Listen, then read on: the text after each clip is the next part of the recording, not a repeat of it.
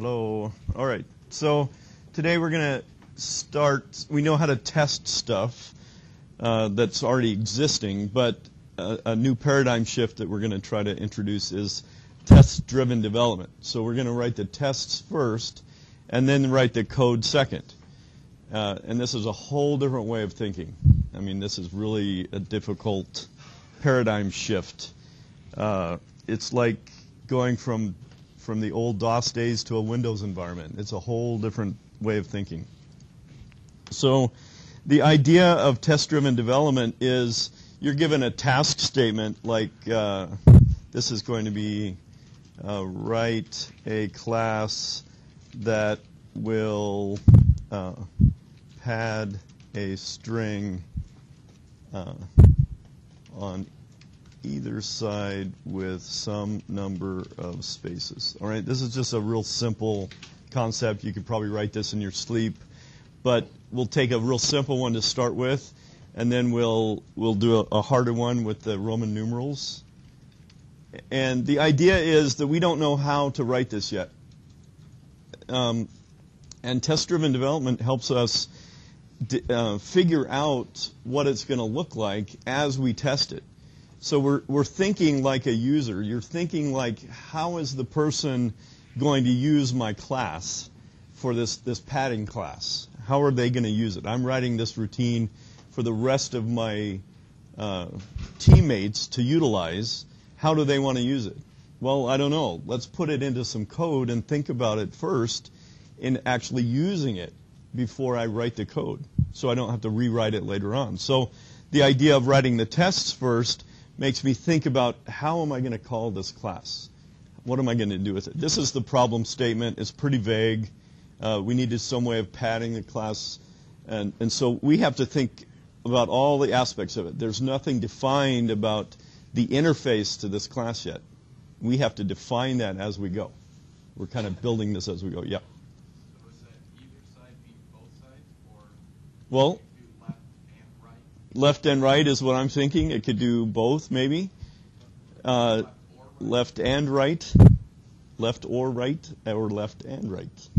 So the idea is just to pad a string. So that gives you an idea.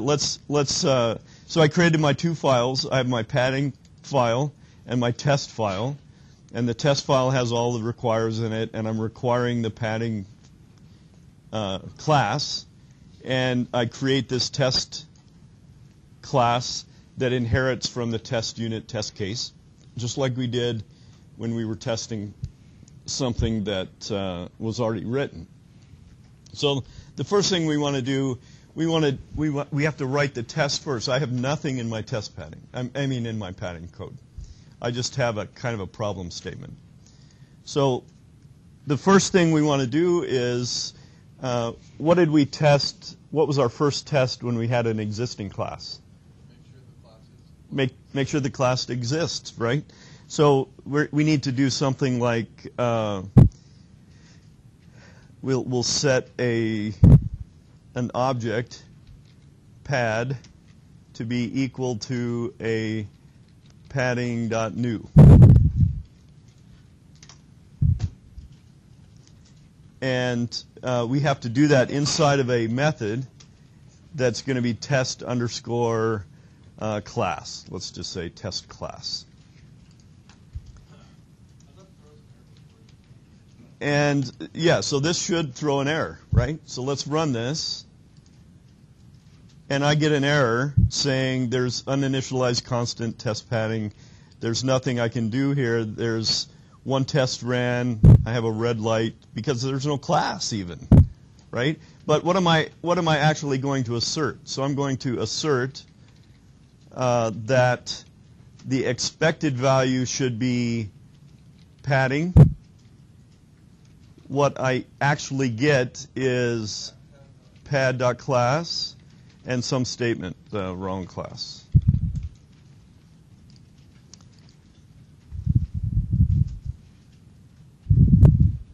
Hey, why am I getting an error? Found one extra argument.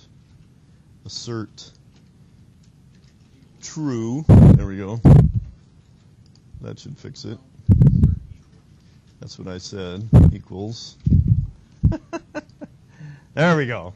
So we created an object from our new class that we don't even have existing yet, and we assert that the class is going to be called padding. All right, so we run it. We get a failure, uninitialized constant. This is a crash failure because we don't have anything. So these first couple ones kind of get a little bit redundant, and a lot of people skip these first ones. But it makes sense to have a testing that it's a class, because if sometime in the future I come along and I change the name of my class, then all my tests are going to fail, and that should alert me that I've already got people out in the field running my class, my object. Then I've got to notify them that this whole thing changed, the whole API changed. It's gonna crash. You can't. It's not even gonna get to the assert because it's crashing. Right. So now I have to go write the class to make. I write the minimal amount of code to make the latest assertion pass. So I call it padding, and that's it. So let's see if my test passes again. It passed. One test, one assertion. My @pad created a new padding object, and it's called padding. Okay, that's a real simple case. Everybody understand what I've done so far? I know it seems a little bit tedious at that point, at these beginning tests, but now we start to think, what am I going to do? What do I need to pass into my object to be able to pad something? So we have to think about how am I going to build this padding class? Well, a padding class, I don't necessarily want to pass the string in, but let's build an initialize method. Let's think about how I'm going to send information. So I want to pass in maybe which direction the padding is going to happen on, and also the string that it's going to be padded on, right? Let's just do that. So how much padding? It would be, oh yeah, we need how much, right? So I have 3 parameters. So before I write that, I'm going to test that if I pass in 3 parameters, like, and I'm building the algorithm right now in my head. I'm trying to think how would people like to use this object. So I think they want to pass in the string. So pass in Dave. They might pass in a direction like left as a symbol, because we see that a lot in Rails. And then how many, right? Number.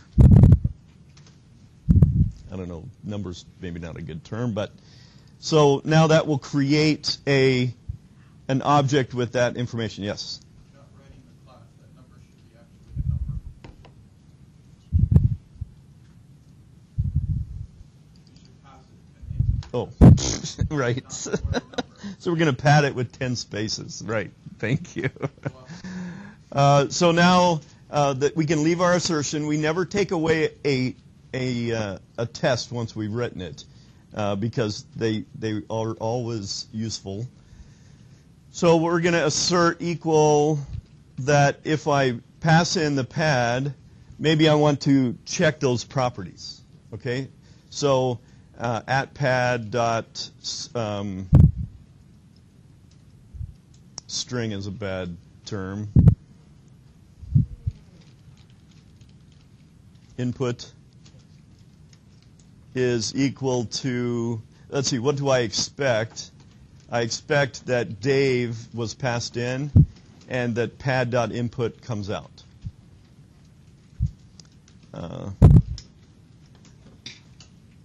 Wrong input. All right, so this assumes now, what have I assumed when I wrote this test? There's a variable or a string is being passed in A inside your class that will return data.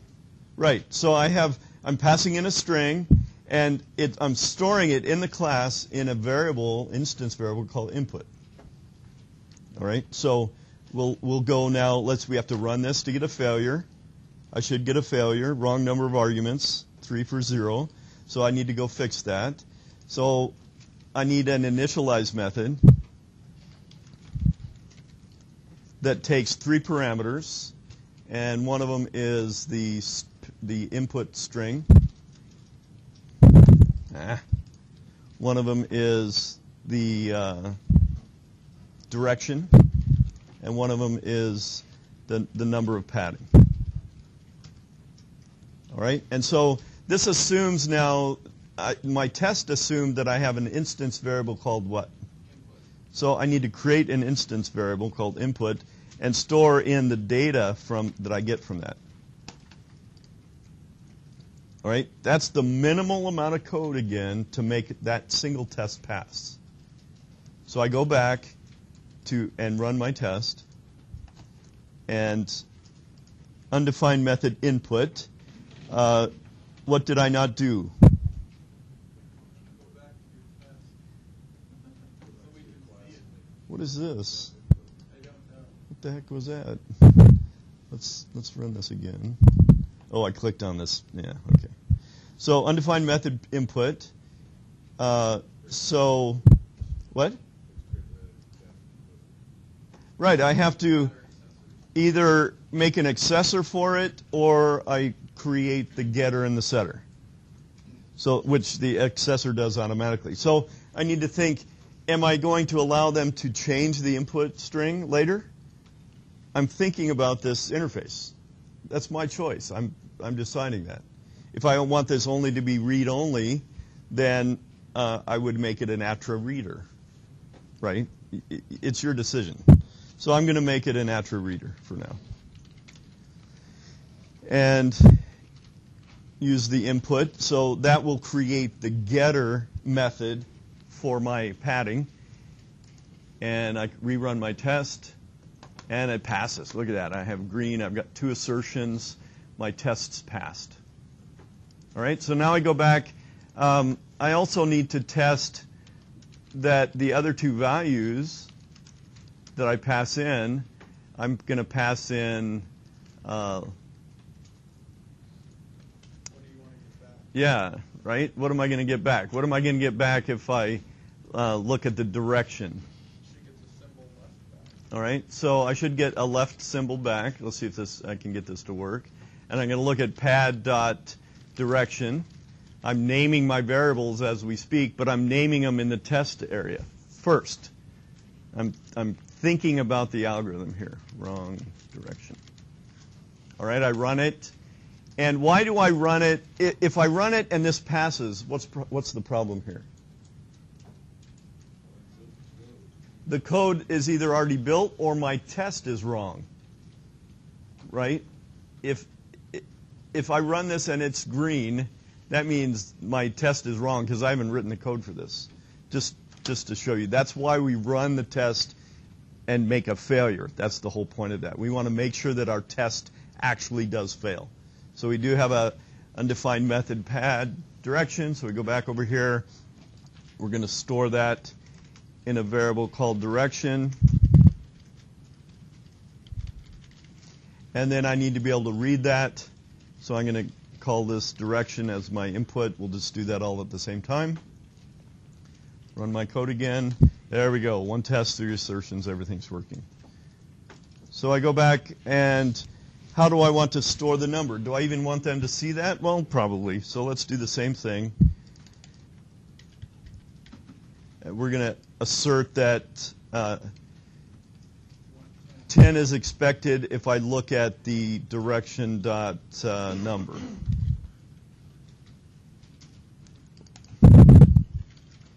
All right, we run the test again, get a failure, go back and change this, same thing.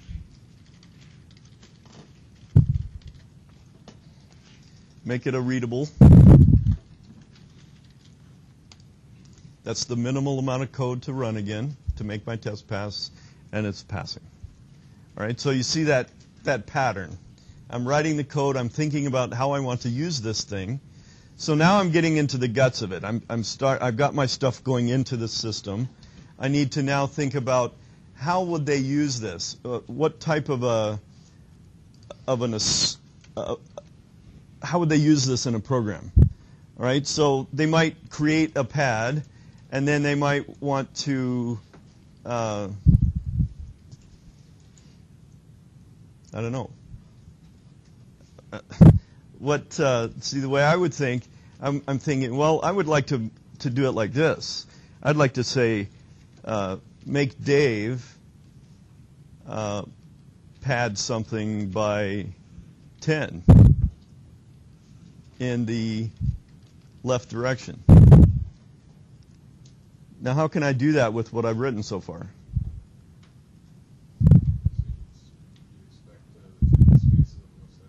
Yeah, but that will never work with the class that I wrote. Right? Right, exactly. So that now you're starting to see, well, that was the wrong path all the way to the beginning. But if I'm thinking about how I'm using it first, and I probably should have done this first before I got down this path, but I'm thinking, how are people likely to use it? The way they'd have to use it now is they'd have to say,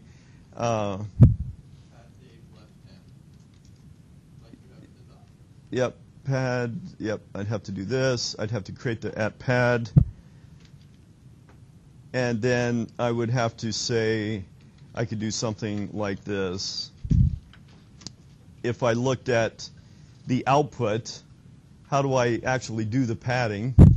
Well, I would say, the way I have it written, it might be like this, 2S, right?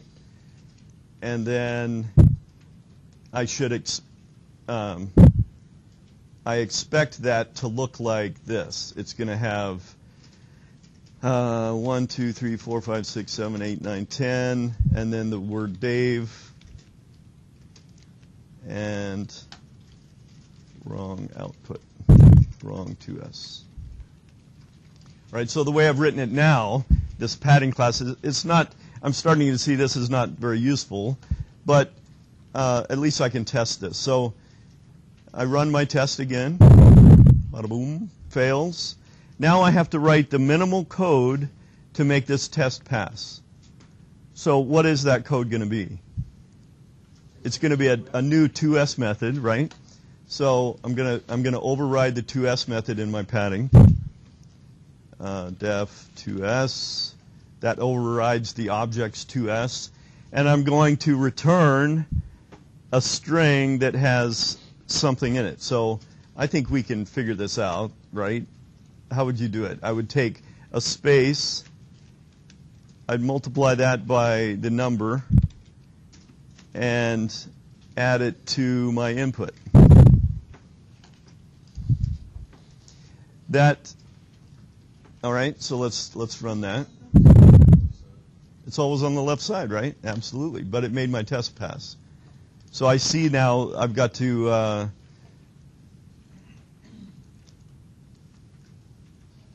well, and in this case, that is my padding object, right? It's on the left. All right, so let's run it. It worked. Didn't it work? Look at that. See how easy that was to write? So let's test a new object. If I create a new pad, that is on the right, and I do an assertion equal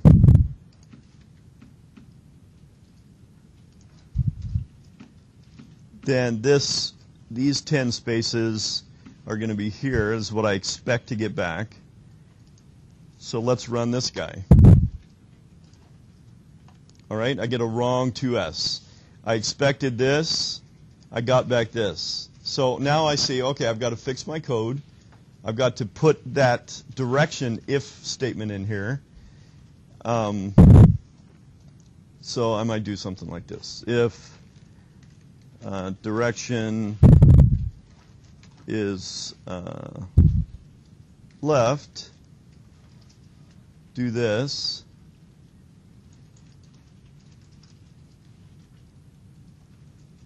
Else we're going to do the opposite of this. We're going to do the input plus, whoa, what character is that? What the heck character is that?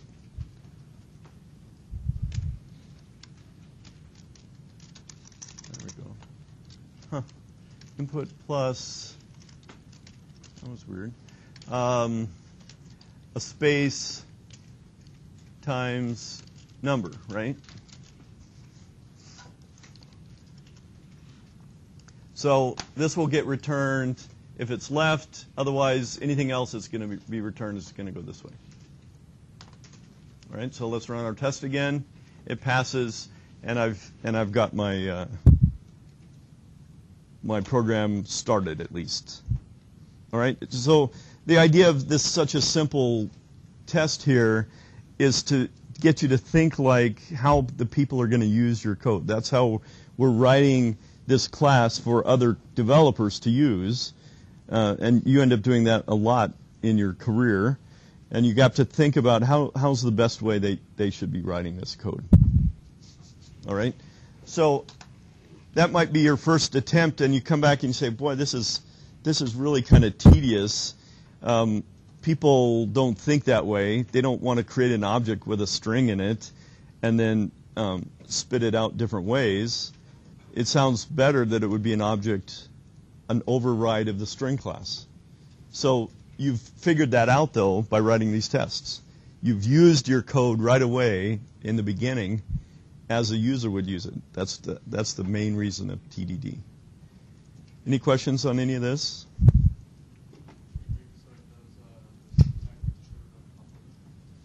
Like what?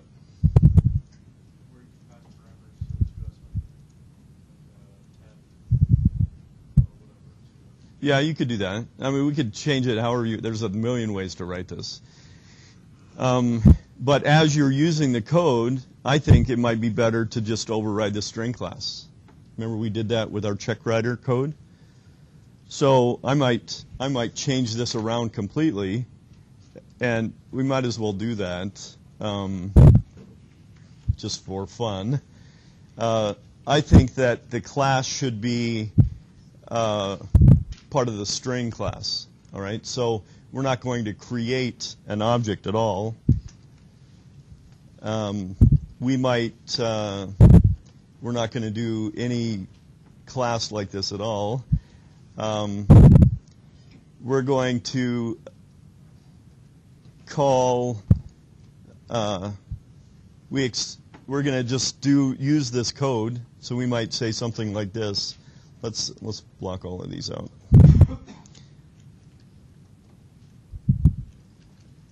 Let's block all of these out. And let's start a new test, and we'll see what we got here. Def test string pad.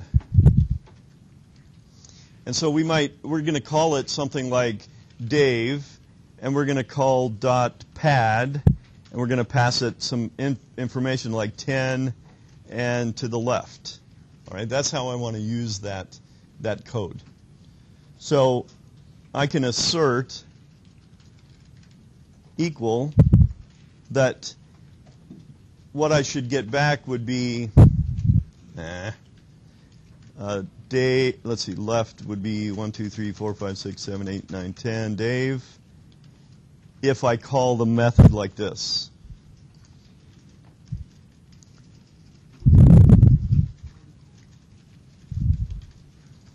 All right, so if I run this now, I only have one test and it's going to fail, probably for a different reason.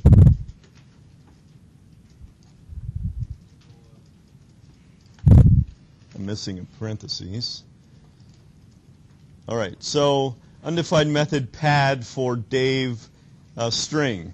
All right, so that tells me that I really need to modify the string class, right? Everybody with me so far? Any questions? Should I pause and let you catch up? All right. So I'm going to change this padding completely, and I'm going to write my own. Let's do it up here. How do we override the string class? Class string, right? and we just open up the class again, and we start defining our own method, which we called pad. And it took two parameters, which was number and the direction, and it returned something. All right, so let's just run this now before I write any code and see if at least I get that back. I got nothing back. All right, so now my test is valid. It's not crashing. I expected a string with some spaces on the left, but I got back nothing. So that's a good assertion. So now I need to write the code to actually fix this and return that information. So it's the same thing. I'm going to do this.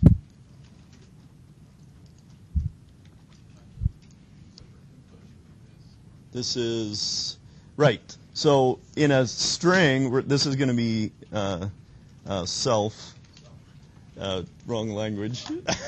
I have the same problem. Yeah, it's one of those two. So self refers to everything. Remember, self is everything before the method name. So in this case, self is Dave. Self is everything to the left of the period in object-oriented programming. So this method is calling on the string class, and the self is the string Dave. So that should work. Let's run my code. Look at that. So my test passed. Looks pretty good. So now let's add some more tests. I want to try the right-hand side. So this is going to look like this.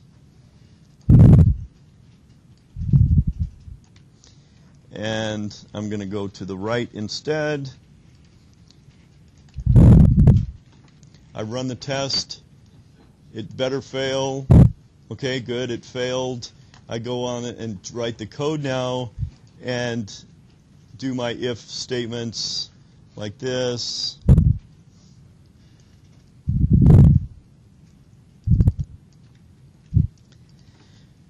And this is going to be this self,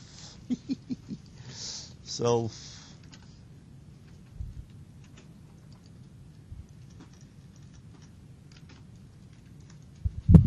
missing an end. All right. So now I run the code, and it passes. So I have a left and a right direction. All right. Any questions on that so far? So even though this was a failure, it helped me think about how the people are going to use it better. And I was able to write some code anyway and reuse it. But my real function is going to be this way. I think that looks better. So let's test some other things, like if I pass in 0, what should it look like? Should come back the same. So we run that, and it passes. That's fine, because now we've pretty much written the whole code. There's not much behind this. If I pass in, how about middle? What do I expect to get back? Do I? So again, how do you think people are going to think about this code? It will pass right now because of the else, right? But what happens if somebody passes the wrong value here? From a user's perspective of this override class, do I want to return an error? Do I want it to screw up my string? I don't think so. I think I would fail gracefully like this else statement already does and just return the original string. If I don't recognize the value here, I should just return the original string. True. If you put something besides 0 in there, middle will return left. Right. So let's test that. So let's do this. If I expect that to fail, that's where I'm going with this. If I expect this to fail, what is this going to actually return? Well, I expect it to come back with Dave because it's an unrecognized piece, right? So I run my code, and I get a failure. I got Dave was expected, I got back this. So that's an error in my code that I didn't really anticipate, right? So that's what I'm saying. There's so many tests that can fail on this. So I need to go and fix this so that maybe the third default is to only return the, let's do it this way for now. Else if direction. I am. I should have called it dir. Right. That's for directory. Yeah, true. Then I want to only if that's the case. And then maybe I'll do something like this, else, and I'm doing it this way on purpose, so don't try to refactor me yet. Else I might just return what? Self, right? So if anything else comes in, I'm going to return self. So I run it again. There we go. That's better. All right, everybody see what I did there? We had this built-in error that we didn't even think about. All right, so now I've got my tests, and I might write some more, but that pretty much tests the code. I mean, there's not that much code here. But now that I have my code, now we go through the refactoring stage, which, if you remember the PowerPoint on TDD, that was a major piece.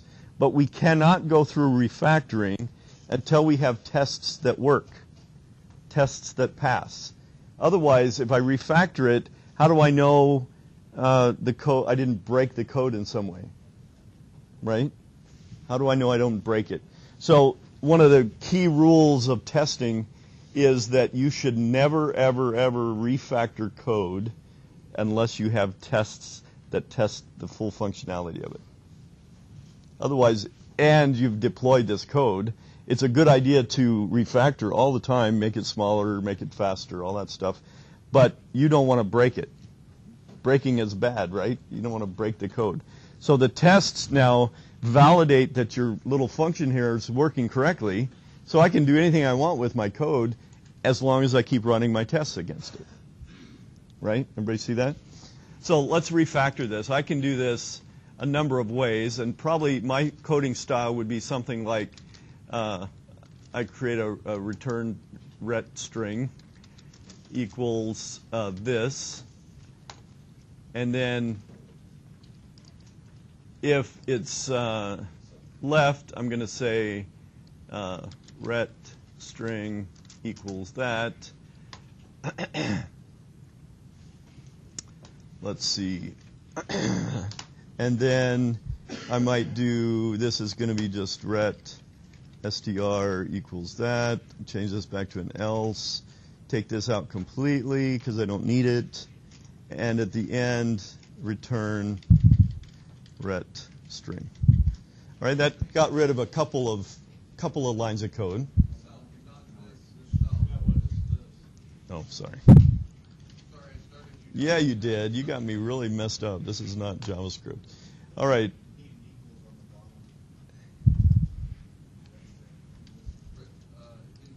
Oh, I overwrote something.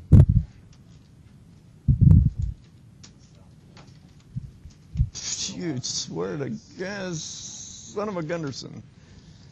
All right, so I restructured. I've got rid of a couple lines. It's a little clearer. We run it again, and I've got an error here. So I did something wrong, but now I can go back and see exactly what happened. The write doesn't work. Well, let's go look at my test. Did I change this? Middle.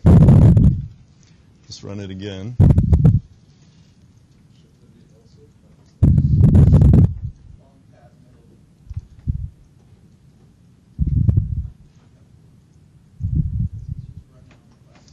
Yeah, so this should be if. I don't have a middle. And this should have an end here. All right, so that's my first refactor job. Now it works, okay? My code is working. I'm satisfied that I can now continue to refactor. I've got rid of a few things. I might do some more Ruby coolness and say, put this all on one line. If direction equals left. Get rid of these lines.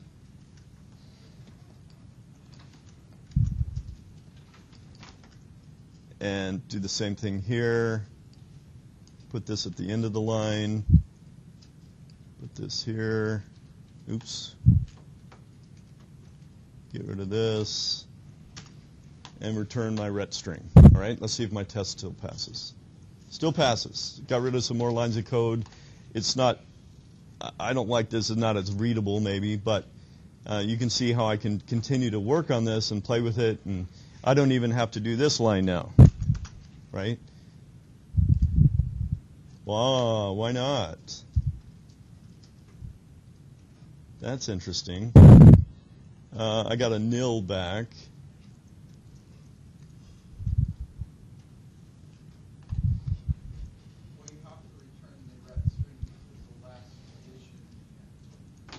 Was a false, right? Yeah.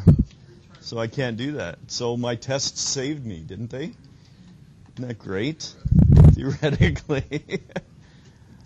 All right. So there's a second iteration. I could do it as a ternary. Yep. So what you were saying before that is you have to make sure all your tests pass before you clean up. Right. Before you clean up your code, they all have to pass. Right. So we're kind of done with that cycle of the TDD. We've written the code now. We have a pretty good passing stuff, and I can refactor that code. I can only refactor if all my tests pass. Then I might go back and write some more tests, but I can't refactor again until all my tests pass again. Yeah. Everything's green. I can only refactor when it's green. Right. All right, so I could probably make this into a ternary, something like that, but maybe not. That's not too bad. It's kind of weird that I'm adding three variables into the same, three assignment statements in the same way, same line here. All right, any questions on that? Isn't that a weird way of thinking of programming?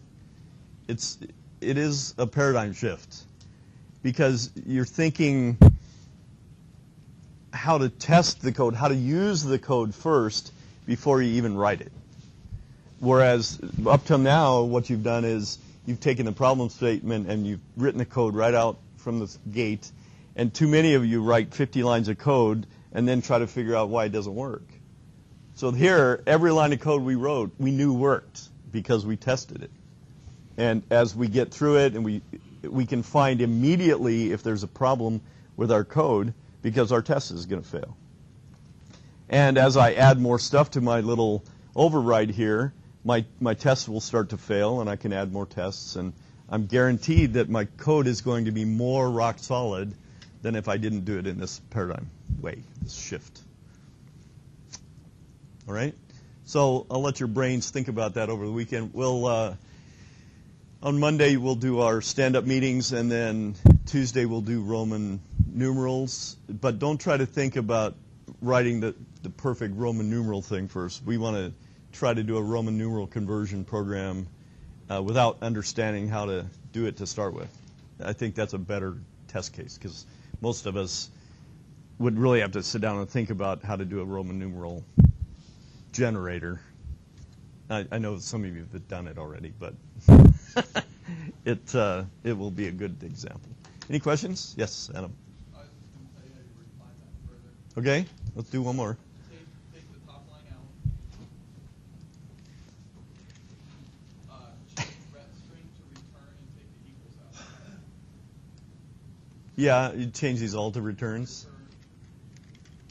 But Take the next one out, return. but then you have this goes against my, and then change this to self. Let's see if it works. It does. It goes against my style of having more than one return in a method, but it's a possibility. So that's a third refinement.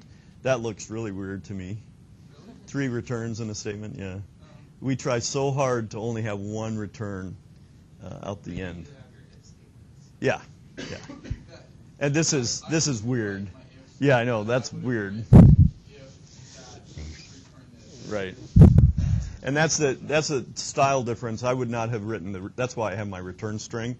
I only like to have 1 return at the end of the method. Otherwise, it's too hard to see the program path. But if you put the ifs You there don't have first, to worry about that. Because Yeah. you have a test to do it for you. Yeah, I know. If we did it more like this, it would look better. You just return here, yeah. So anyway, that's it for today.